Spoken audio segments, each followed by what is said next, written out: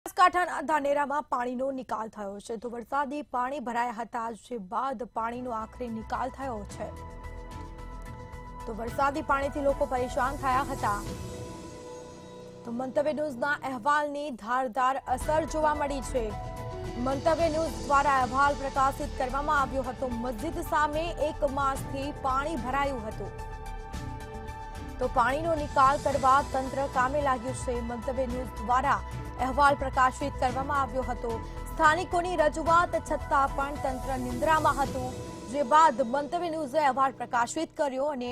મંતવ્ય ન્યૂઝના અહેવાલની ધારદાર અસર જોવા મળી છે મંતવ્યના અહેવાલ બાદ તંત્રએ કામગીરી હાથ ધરી છે પાણી ભરાતા રોગચાળાનો ખતરો પણ ઊભો થયો હતો જેના કારણે લોકો પરેશાન થતા હતા મસ્જિદ સામે 1 મહિનાથી પાણી ભરાયું હતું તંત્ર સાંભળતું નહોતું કેટલી વાર રજૂઆત કરી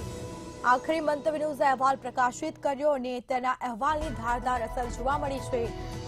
જે બાદ પમ્પિંગથી પાણી નિકાલની કામગીરી છે તે કરવામાં આવી રહી છે તંત્ર દ્વારા કામગીરી કરવામાં આવી છે